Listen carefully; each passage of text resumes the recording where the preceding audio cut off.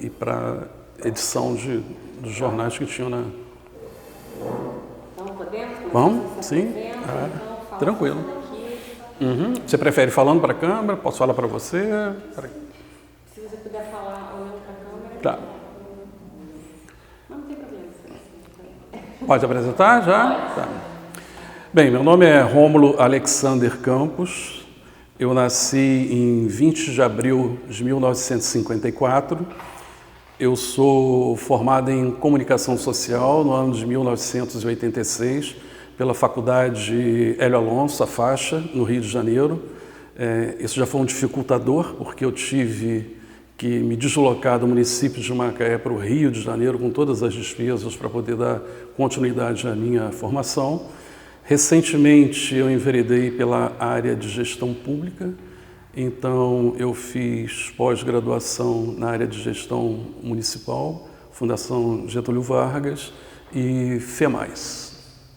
E você você fez comunicação social, a habilitação já era jornalismo ou não? Sim, habilitação jornalismo, essa foi a opção. E quando você começou a trabalhar em Macaé, como jornalista? Olha, essa história é um pouco longa. Acho que desde que eu passei a me entender como gente, porque por acaso eu sou filho de jornalista. O meu pai, Lívio Campos, era um fotógrafo renomado, mas era um jornalista também. Meu pai trabalhou inacreditavelmente nos jornais mais expressivos, né, que tinha no estado do Rio de Janeiro na época. A Noite, o Fluminense, Última Hora, Diário de Notícias, todos jornais, né, praticamente, né, muito ligados à resistência, ao período da ditadura militar que o Brasil atravessou naquele tempo, né, a partir da década de 60. Então, pelo fato de ter um pai fotógrafo e uma mãe fotógrafa, hoje eu estou casado com uma esposa que é fotógrafa, tenho um sobrinho que é fotógrafo, meu irmão é fotógrafo, essa coisa facilitou um pouco eu enveredar, né, pela questão do jornalismo. Acho que foi observando e convivendo, né, com meu pai, o esforço que ele fazia para trazer, né, os fatos e transformar esses fatos em informação para os leitores, é que eu fui consolidando dentro de mim essa necessidade de cada vez mais me aproximar do jornalismo e me tornar um jornalista. Mas então você já trabalhava, antes de estudar jornalismo no Rio, você já atuou em Macaé como jornalista? Olha, muito esporadicamente, um ou outro texto pontual, uma coisa muito frila, mais no sentido de acompanhar o que estava acontecendo nos jornais, me aproximar para conhecer, do que efetivamente trabalhar, produzir um trabalho consistente, cotidiano, né, com uma rotina definida. Não. Nessa época, lá atrás, isso, sei lá, aos 18 anos, 17 anos, era mais um acompanhamento da carreira do meu pai. Que foi uma carreira, assim, curta, mas muito profícua, né? Para você ter uma ideia, né, do nível de dedicação do meu pai ao jornalismo, ele chegou a levar 6 tiros pelo jornal Última Hora. Para quem não se lembra, Última Hora foi um jornal de grande circulação, principalmente no estado do Rio de Janeiro, e compararíamos hoje em dia, né, Última Hora ao jornal o Globo hoje, teria a mesma importância lá na década de 60. Meu pai levou 6 tiros fazendo uma cobertura que era o desalojamento de umas famílias que habitavam o Pontal de Macaé, né?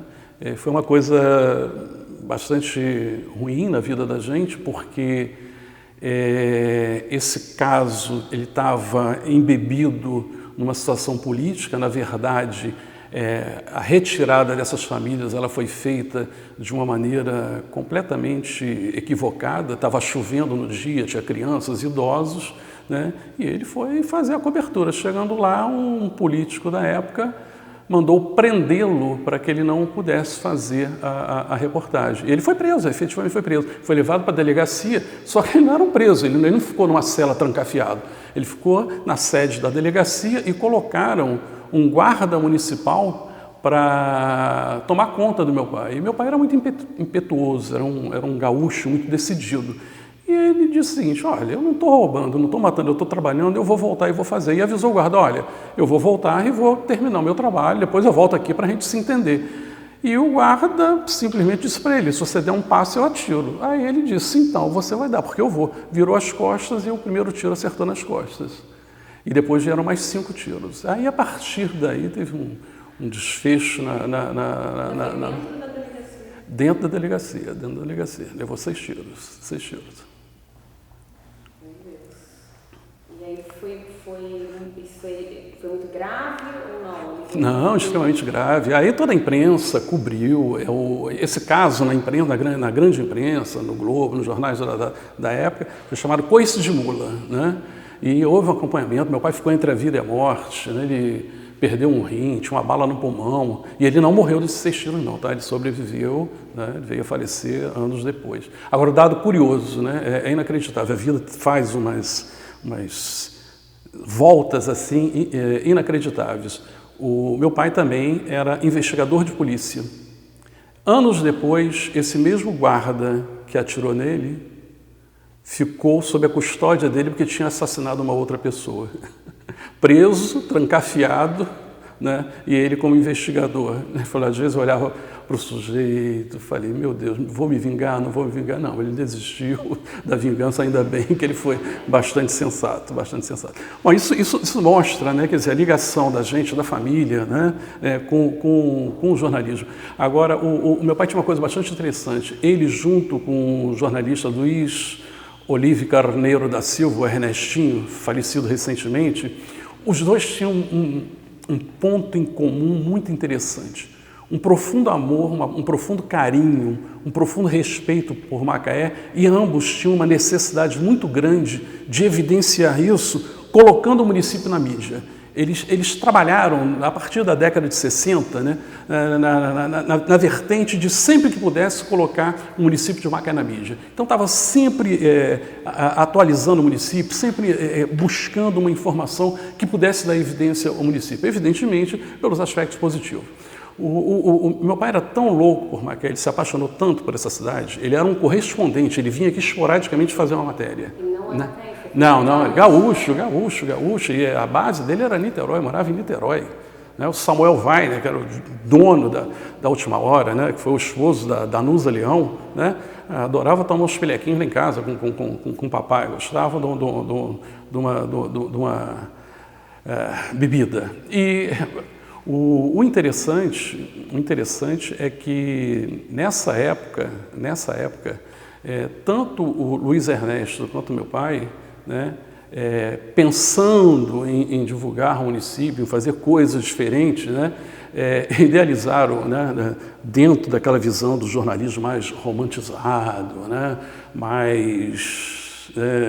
menos comprometido, menos politicamente correto, como a gente hoje está no estado tão policialesco como esse que a gente vive hoje, eles idealizaram uma coisa assim que para a época era muito fantástico. Hoje os dois estariam enjaulados, certamente presos. Concurso Miss Escurinha. Pode. Década de 60, Macaé teve um concurso Miss Escurinha voltado para as mulheres negras. E era um sucesso absoluto. Até porque esse concurso era realizado num clube chamado Americano, que ficava atrás onde era o antigo Costa Mil, na Rui Barbosa, e era um clube reconhecidamente frequentado por negros. Ponto. O branco, para entrar lá, se sentia até incomodado, porque era uma presença maciça de negro. E os dois tiveram a petulância, né? E fizeram isso, realizaram umas 3 ou 4 versões. Isso deu mídia, enfim, né? Criou um buchicho na cidade muito, muito interessante, a criação desse concurso Miss Escurinha. Mas ele veio para cá, então, morar quando? Meu pai veio para cá na década de 60. Você já nasceu aqui? Essa é uma questão que eu omito e escondo de todo mundo. Eu sou macaense por decisão. Eu vim muito novo. Eu vim para cá com 5 anos de idade, 4 anos de idade. Foi uma factualidade eu nasci em Niterói. Eu sou macaense por adoção, por opção. Adoro e amo essa cidade. Adoro, gosto, né? E me sinto muito confortável em viver aqui, apesar de todas as transformações que essa cidade, né, enfrentou a partir da chegada do Petrobras. E é nessa época que seu pai então decide sair de Niterói e vir morar aqui? Veio morar aqui. E aí ele continua cobrindo... Né, sim, para esses grandes jornais, Diário de Notícias, Fluminense,